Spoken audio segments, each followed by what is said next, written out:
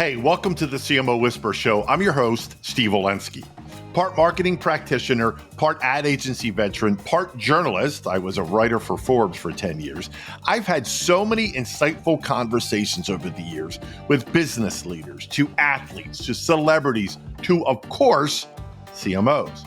The only difference now is instead of sharing those insights through written form, I'm doing it this way.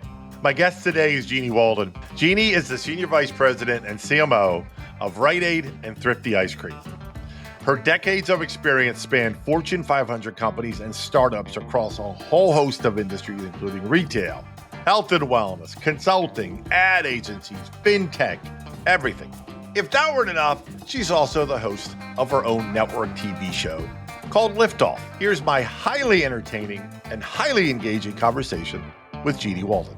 So I got to start off. This is the first question I ask every single person. What's the difference between marketing and advertising? Well, there's a tremendously large difference between the two. So I'm so curious now. I'm going to have to go back and search out. You've asked other people this question and what you answer. But, my answer is advertising encompasses emotion. An advertisement is filled, and maybe it was just because I was taught by David Ogilvy and drink the Kool-Aid. Advertising is filled with an emotional connection and a bond between you and the brand. And for anybody that's heard me speak anywhere, you most likely have heard my pirate story about how the pirate flag is the first brand, because without a single word, you see that pirate flag and you get an emotional reaction that is so strong. You know that you're going to die because the brand always delivers on its promise. And it's very clear on what the intent is. And that is the definition of good advertising. Marketing is more about those 4 Ps you learn about in business school or marketing school: price, promotion, placement. Yeah, you got all those. Can't have good marketing if you don't have your arms around the brand. And that requires advertising intelligence. Yeah, everybody's giving me a different answer, as you can imagine, right? And that's why I asked that question, because I get asked all the time, especially from people outside of our world. They want to know what the difference is. So there's no wrong, there's no right. I want to jump off or start off for very selfish reasons with your time, what you're doing right now with Rite Aid, because it's a brand that, in case you don't know, is headquartered in my hometown of Philly. And I have a very vested interest because I've grown up with the brand. I have very specific thoughts about the brand. I was so thrilled, Jeanniey, when you got named CMO, because I think the brand kind of went astray for a while, and now it's in the best hands possible. So you've been in there about 7-8 months total between interim and full time? Yeah, since March. So you got a pretty good lay of the land now, right? What's the good? What needs improvement? I know you have so much experience in transforming a brand and developing strategy for a brand. What's the current state of the Rite Aid brand, and where is it going to go? Well, it's only going to get better, especially now that I also oversee what's happening with Thrifty ice cream expansion, because everyone loves ice cream. So right there, Rite Aid gets a big boost. But, I'll tell you, Rite Aid has always stood for something so important, which is providing whole health for an entire community. And when you think about what happens at a Rite Aid store, yes, you can go in and you can get the snacks and seasonal items and everything else you want. But most importantly, you can get the items that you need to keep yourself and your family healthy. And you've got access to a pharmacist that is well trained on any question that you might have, and is your connection between your doctor, whether it's for medicine that helps you feel better from an illness, or whether it's maintenance drugs, which, in those decades of experience, we all start to learn about as we get older and rely on a little bit more. And so, Rite Aid has always had a very, very important part in a community. That's not changing. What we do have an opportunity to do, though, is demonstrate how much every customer that comes into our store matters to us, because there's some really great things happening inside Rite Aid, especially with our own brands. And I love talking about Thrifty, and I joke about the ice cream all the time, but it's the highest quality ice cream that you could ever ask for. If you visit the plant in California, you hear all the secrets about how it's made, and you're really blown away. that's the same thing with the care and attention we put into our other own brands, like Rishi, which is a whole line of beauty products where the real you shines through, right? And they don't just come into our stores because somebody in a back room thought we needed them.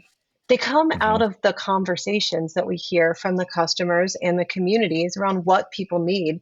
So what you're going to continue to see from Rite Aid is just, affirmation that we're here for the community. And from a branding perspective, we're really just going to, tie it more closely to the impact that all of our customers have on enabling us to stay that large pharmaceutical retailer that we are. And, we're going to keep growing together and hand in hand with the community. And I mentioned this to you offline, and I know it's not part of your 1.0, but I think you told me at some point you're going to address the logo. I hope so. And that's just a personal from me. Well, I am making absolutely no comments about the logo at I all. know, I know, I know. It's just totally Steve saying what, anyway. You are one of the Rite Aid customers, so you're going to say it. We're going to have to pay attention to it because There that's you go. it's Right. customer feedback. So There you Good answer. That's right. Not CMO whisperer. I'm a customer, and I am a customer. So, okay, I'm a big CX just devotee, right? Of everything when it comes to CX and customer experience and getting it right and having that seamless experience, especially when you're dealing with a brand that has a physical location, right, in the digital world.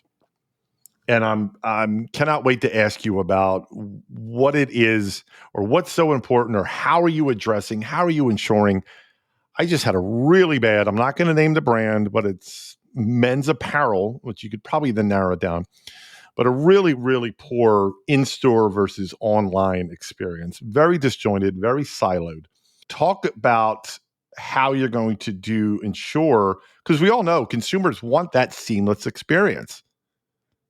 So talk about that from what as you look at Rite Aid as a whole. yeah, it's funny because it's like you've been sitting in the meetings that we've been having for the last couple of weeks. So I don't know, maybe last time we talked, I didn't turn the camera off, and you've been sitting in the meetings. But it's what we've been talking about is the fact that we've done a lot of research and data on who our customer is and how they're shopping.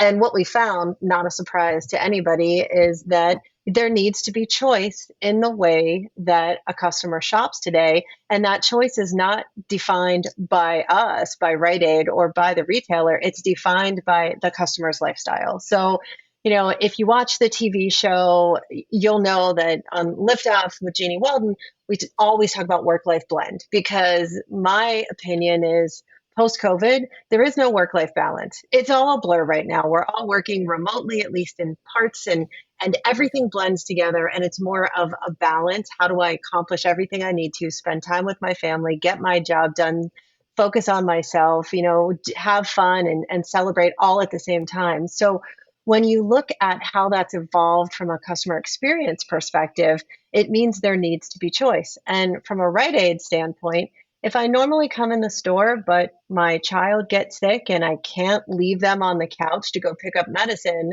some sort of delivery program is absolutely what I need that day. Or maybe I'm on the way to take them back to the doctor and I've got to drive through the pharmacy. That's a different way. Now, maybe in the next week, everybody's happy and healthy, but it's just time for me to take the dog to the vet. I've got the dog in the car and I totally forgot that I needed to pick up a couple items. That's where Mm. BOPS comes in. And when you're, so it is every aspect of interactivity that you could have with Rite Aid all coming together. And the cool thing is, as we're looking at the data, we are seeing that online shoppers and BOP shoppers obviously BOP shoppers do live within a proximity to the store. And it's just really their choice at that point in time. So instead of using the siloed ways of communicating with people, as I've done in the past at JCPenney, at Barnes and Noble, now it's an omni-channel message. If I've ever seen a good time for omni-channel, now's the time for it to make a resurgence, just like those QR codes did during COVID. Yeah, because I was having this conversation just the other day about somebody going, the general public doesn't look at things the way we do, meaning if there's a disjointed experience between online and in store, the general public's not going to go, well, their digital team is not aligned with their physical. It's all one brand. Yeah, 100%. And the customer just sees one thing. Did this brand give me what I wanted and needed at the time and way that I wanted it and needed it? And with the digital generations just growing up, that's the demand, the on-demand aspect is just going to become more important. Exactly. All right. So I have to ask you about the elephant in the room that I think is for every marketer, advertiser, brand, blah, blah, blah across the world. And that's AI. Yeah, If I see, even like if I if I just say AI, what comes to mind? I was just gonna say you're gonna have to define what definition of AI are we gonna talk about now? Are we gonna talk about AI chatbots, graphics creation, efficiency services, forecasting and monitoring? Well, let's keep your Rite Aid CMO hat on. Okay. And is there any plans? Is there any in the works to incorporate AI into or already incorporating to incorporate more into AI to permeate any part of the overall marketing strategy? I'm just gonna answer that with yes. Like definitively, it's being used already, and are we going to use it everywhere we can where it makes sense? Yes. I'm going to ask you a question though. Do you remember maybe like 6, 7 years ago when all the discussion was, "Hey, is a robot going to take my job?" Because AI was just starting to come to life, and there's even that crazy website, "Will a robot take my job?" where you can type in what job you have, and it tells you how long you can last until Oh, automation I comes and remember. Oh, takes your yeah. job away. Yeah, you remember how, like, since then, nobody's really lost their jobs to robotics at the massive level we thought it was going to be because we're all still trying to wrap our arms around it. Welcome to the world of AI. I think, chatbots have been around for a very long time, yet all of a sudden now they're just called AI. Graphics automation programs have been around for a long time. Now we're calling it AI. Do I love OpenAI? Sure, I do. Like, I love to throw questions in there and see what it has to say. I love even more when a vendor tries to pitch me by giving me whatever ChatGPT told them to say to me. And I can tell because it's the same thing that I got from a different vendor. So, Wait a minute. Hold on. I'm not going to ask you to name names, but you had a vendor cite something that came from ChatGPT? multiple vendors. So Oh like my gosh. here's what I think one of the new trends are. All the lead gen vendors that we have across the board that, Yeah. come in and try and get your attention. They put in, how do I pitch the chief marketing officer of Rite Aid on X service? So ChatGPT gives you their recommended, "Dear Jeannie, it is nice to make your Stop it. acquaintance," right? When that message continuously shows up from different people, Oh, it's AI, it's ChatGPT. But I gotta say, that- there's good and evil with AI. We plan on capitalizing on the good. yeah, I like to say I'm surprised now that I think about it, but I'm not because it's Now, lazy. And yeah, it's interesting though. It's human nature though. Like, and I always would joke to say marketers, we have to have something new. We have to have some new acronym or something that's happening, and we all then get on board. And social media is always the prime example I always use when that came into vogue. And I'm not saying AI is going to go by the wayside at all. Please, don't misunderstand me. But it's not, like you said, going to take the world over like we thought or were told it was going to 6 years ago. yeah, yeah. Well, and you know what? Email marketing is not dead either, Steve. So here we are. With it comes down to the foundations. If you're gonna be uh, marketing, advertising, executive genius, whatever you want to call yourself, it comes down to foundations. You've got to connect with your customer in an Yeah. emotional way that Eh, builds loyalty and allows you to have a two-way sharing of insights and information. you just gave me a great segue because you used the E word, emotion. And at System One, right, where I serve as a senior vice president, everything we do is rooted in emotion, right? Talk about how much emotion is it be all end all? Is it that important for a brand to always elicit emotion, good, bad, or indifferent, from any type of collateral? I'm gonna say yes again. So you're answering me all these questions. You're asking me all these questions, or my answers are yes. So yes. Look, anybody that's read anything that I've written, gosh, for probably the last 15 years, I came up with this concept called AIR. It stands for authenticity, inspiration, and relatability. And I Oh, I like believe that. those are the three tenets of any effective advertising or marketing initiative. If it's not filled with air, then it's not going to work. And the relatability part is oftentimes the most challenging, especially in a B2B marketing role where you're trying to relate to a mid-market server buyer and you're trying not to sound like you're just describing product features. But I think Hmm.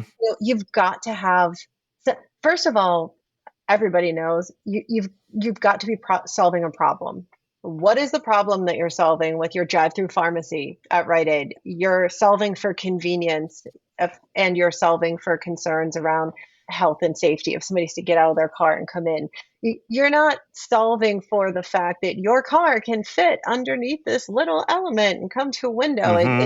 So you've got to have that emotional piece, and there's got to be a payoff. It's got to be relatable to you. So I believe that emotion is extremely important in everything that you do. I am also probably the world's biggest fan in PR as a brand builder and an advertising influencer. So I also believe that, in most cases, PR, even if it's creating a negative conversation, is creating a conversation about a brand. And unless you're getting canceled, God forbid, for some reason, it all turns into opportunities to build relationships with people that they didn't even know they needed to have with you. Exactly. And it's all rooted in emotion. Okay. You mentioned your TV show a few minutes ago, and I know you are so passionate about it, and I love seeing that in you, and you do an amazing job. And shameless plug, you just interviewed the founder of System One, John Kieran, for your show, which is going to be airing soon. How did this all come about? Why TV? Why not just do a podcast? Tell the world about Liftoff. Well, do you want the cleaned up version, or do you want the real story? Hell no! This is the Whisperer Show. You give me the dirt, man. Come on. All right. So back when I was 15, I was in musical theater, and my friend and I in Pittsburgh tried out to be newscasters for the first teen news show that was going to go on air. And I love it. Okay. just a few days before it was supposed to go live, we were all excited about it. The host of the show was arrested and investigated for child molestation, not with anybody that I knew. Okay. So the network felt it would be in their best interest to not run the TV show until they could sort out whether these allegations were accurate or not. So ever since I was younger, I wanted to be a TV host. I thought, what a great opportunity to bring people's stories to life and get people visibility for the great work they were doing, not just to share visibility, but also to help inspire others. Because I know sometimes, reading your columns in the past or seeing other people speak at events, it often isn't what they're saying that inspires you, but it's the fact that they're saying and doing something that gives you that feeling that you can now do something or say something or do something better. So when the opportunity came up last year to be the host of my own TV show, I thought, when people ask you at a picnic, what do you do? I can say I'm in marketing, or I can say I'm a host of a nationally syndicated TV show, and that sounded cooler. So I decided to leave marketing altogether and do the TV show. And then Rite Aid came up, and I decided to do both. And I'm very Yeah. grateful that I have the opportunity to do that. But the show is really focused on inspiring others, both personally and professionally. And so we've got, a blend of celebrities like Mandy Moore and Dee Schneider. And, if you're a reality show fan, Captain Sandy from Below Deck. But we also have CEOs like System One CEO that was just on. We had Hmm. Alan Levy, who was CEO of Alchemy Works, which is an email marketing company. We had David Johnson, CEO of Genexa, on. And then we've had all these CMOs and entrepreneurs who have come on and share their story. And the point of the show is to watch these short videos where they're interviews about people and what they're doing and what their businesses do, and walk away learning at least three things and putting those three things into what you're doing. So maybe it's you learned how to dress better for work and then going out right after work. Maybe it's you learned how to understand what entrepreneurs need to know when they're looking for funding. It runs the gamut. Maybe you just learned how to get your DNA tested and where to do it so that you can make sure that you remain healthy before you even get sick. So it's a combination of the coolest opportunities and items. And, I got to say, it's based in emotion. I want everyone who watches to get excited about at least three things. Oh, I guarantee you will. Trust me. But tell everybody where they can see it, find it, watch it. Oh, well, of course, you can watch it on Fridays and Saturdays on the CW in Atlanta and Tampa, or on channel 11 or 55, which is CBS in New York, New Jersey, Long Island, and Connecticut. So it's nationally syndicated, but it also streams on the Binge Network app. So it reaches all the different apps and Roku devices and all the different channels, Apple, everything else that you can want to watch it on. And if all that fails, you can always head to YouTube or my website, and you can see most of the guest interviews there. I will post all the links to the show when this airs. So make sure everybody tunes in, subscribes, watches, because trust me, I was on her set and she's amazing. She's a rock star. It's so much fun. If you want to be on the show, reach out to Steve and tell him, and then he'll get you in touch with me. Yeah, come to me. I'm telling you, she's so natural at this. It's incredible. Okay. I want to be cognizant of time because I know you're literally going to the airport when we're done. So I want to get a couple questions in before we're done. And I want to ask about CMOs. And I always start with this one. Why is the average tenure always so low for CMOs? That's a really good question that if I knew the answer to, then I would, not fall into that category. But I will say, I've had CMO roles that have lasted, my average is between 5 and 7 years. So look, my opinion is this about CMOs in general. Unless it's a brand new company where you're just starting out, a CMO is typically replacing a person who the company felt was not meeting the goals and objectives that company needed. Traditionally, it falls around revenue, whether it's B2B or B2C. So that's the first point. However, the reality is, as a new CMO, and I think most of your listeners will agree, you need a good 6 months to get under the covers of the company that you're working at and appreciate and understand what you need to do and how you need to plan it. So within that 6 month time period, you can't necessarily be held responsible for the results of the marketing initiatives, good or bad, because they belong to the prior person. They were still in play when you took on, and everybody put something into action within the first 90 days. Now, once the 6 months hit, you have an opportunity to put your strategy. Now you've been there long enough, you've identified the budget, you've figured out what you need to do. It's your time to shine. Your plan goes into play. And then that plan takes a good, 12 months to get to where it needs to be. So now you're there 18 months, right? Almost 2 years, which starts to get you into that red zone mark. If your plan's not working, hopefully you're adapting it as you go. But if it's not working and you've got to reconcept things, you're starting to lose the trust from the board, from the executive suite, and from your team. You probably have about another good 6 to 9 months before they decide, hey, we're not getting the results we need. It's time to look elsewhere, which brings you right up to about that 3 year mark where people move. So it really is all about, success is focused on capitalizing on how to have continual successes over time.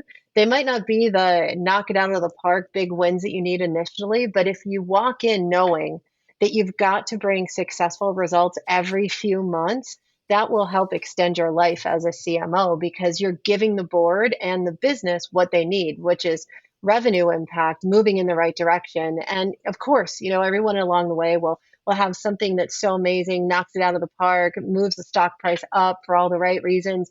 And you also have some failures that you have to recover from quickly. So, it's not an all or nothing game. And I think those who play an all or nothing game are the ones that are at the highest risk.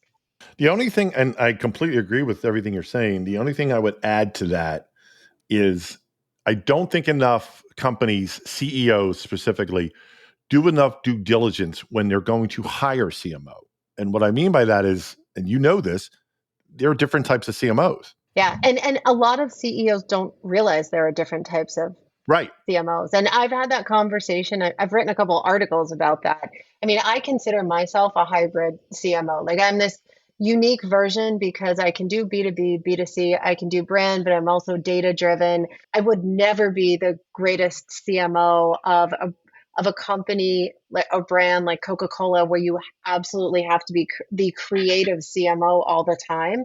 I don't think that's where my strong suit is. But, when it comes down to balancing those and moving back and forth in a business which is why I love transformation, that's in transition, then my CMO skill set, can really shine because, yeah, when we need to build a brand, we build the brand. When we need to switch to be hardcore, hit it based on the results and be streamlined and efficient, we can do that too. All of it's underlined by data and insights and technology that pulls it forward. And, it can be a lot of fun, but it Yeah. typically is something that every CMO should be on the lookout for, I think. And I'm sure you've seen this too. If the CMO and the CEO do not gel, don't take the job. Yeah, exactly. Switching a little bit, your career, is there one person you think who's had the biggest impact, or people, or was there an incident, a job? An incident. That makes it sound Not bad. an incident. I didn't mean that in a negative way. So look, Is it one person? Is it one job? In terms of, if I use the word impact yeah, on your, I mean, there are a lot of incidents that have moved me in one, one way or another. I'm never going to live that down, but go ahead. But no, you know what? I would say it's been so many different things throughout my career because so many different opportunities have come my way, and I've always just jumped feet first into something that is a learning opportunity and an expansion opportunity for me. I would say in the early days, way back when I just graduated and couldn't find a teaching job, the director of the Pittsburgh office of the JCPenney credit division, like saw potential in me and pulled me under his wing and, mentored me. And that was fantastic. I will tell you about the incident at JCPenney though, that really shaped my early career. And I do talk about it all the time. I'm 24 years old. I'm very young. My master's is in teaching. It is not in credit card operations or business. I'm working at JCPenney as a customer relations manager for the call center. And I got that job because I could answer the most calls and make the most people happy and win the most water bottles. So they promote me to become the manager of the collections department in JCPenney in Pittsburgh in the credit office. And my entire team of women had been doing bad debt collections on the JCPenney credit card before the internet existed. So they were skip tracing what the white page is, trying to find people who hadn't paid their card in at least 6 months or more. And they'd been doing it for 30 years or more. So longer than I've been alive. Wow. They were all borderline retirement, just waiting to get out there. Very snarky, as you can imagine, from spending 30 years day in and day out talking to people who have no intention to pay their bill, calling their cousins and friends and neighbors to try and track people down. And here I was put in charge of the team with a directive to turn the performance around. Like, what was I going to do? And they seemed very scary to me in the beginning, and I didn't know what else to do. So I said, look, I don't know anything about collections. You're all older than me. You've been working here longer than I've been alive. You're older than my parents are, quite frankly, and many of you.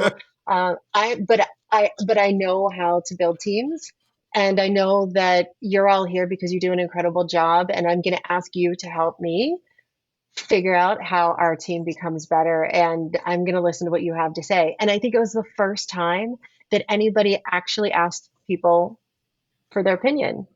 Wow. And over the year or two that I was in that role, I mean, they became my extended family, and when I was promoted to the office in Dallas and I went to the headquarters in Plano, it was they were like my family that stayed with me forever. And that really showed me that true leadership is not about being a dictator or telling people what to do or even being the smartest person in the room. It's really about knowing how to leverage the potential of everybody that you're working with to create the goal that you need to reach and build that, emotional support and teamwork.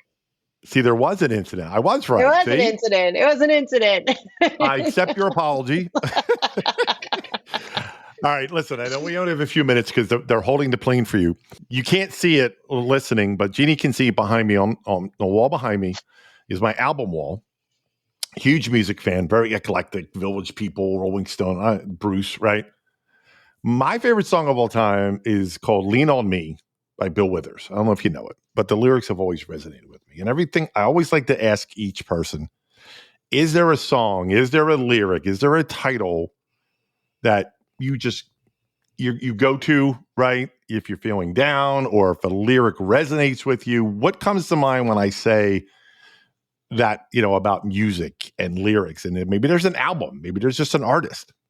Yeah, no, I'm a huge music fan also, and I have different go-to songs based on the mood I'm in. Lovely Day is one of my favorites. It's like calming, but Also by Bill Withers. yes, also by Bill Withers. But it's also inspirational. It's kind of Yes. cool, and that's amazing. Levitating by Dua Lipa is just my go-to song when I feel like being happy. These days, as you know very well, I am an '80s hair band girl. So anything by Motley Crue makes me extremely happy.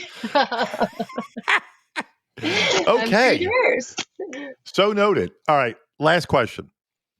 It has to do with audio and sounds. And as I was putting my studio together with the music and everything behind me, the phrase sound of marketing came to me. Okay. Stay with me here. And I go, what does marketing sound like? And I just think it's really intriguing to put the word marketing and sound together. So what comes to mind if I say that? What does marketing sound like? Steve, really? Like there's only one choice. It's Rocket by Def Leppard. Come on. You want me to start singing now to end this out? If you want, you got the drums. Like if you don't have drums and maybe some cowbell, then it's not worth it from a marketing perspective. We always need more cowbell. We know that. Yeah, we need more cowbell. But it's Rocket by Def Leppard. You got to play that as the intro and outro. Although I think, I got to buy the rights. You got to pay for the rights, exactly. No, Def Leppard charges a lot. They're one of the. They're one of the holdout groups. Yeah, get the karaoke version. Well, you and I record it together for next time. Oh my God. Just as long as my microphone is off when we're recording, that's fine. But we'll make a music video. It'll be great. There we go. Listen, Jeannie, I knew this was going to be so much fun. You're amazing. Rite Aid is in truly the best hands. I cannot thank you enough for being on my show. Oh my God. Are you kidding? Thank you for inviting me to be on the show. I knew it was going to be a fun conversation. I feel like this is just the beginning of many amazing things. Absolutely. Well, thank you again and be well. Thank you. You too. Well, that wraps up another episode of the CMO Whisperer Show. I hope you shared this episode with your friends. And if you have not already, please subscribe to be kept up to date on all the latest episodes. And if you're so inclined, leave me a review on your favorite podcast platform. Thank you.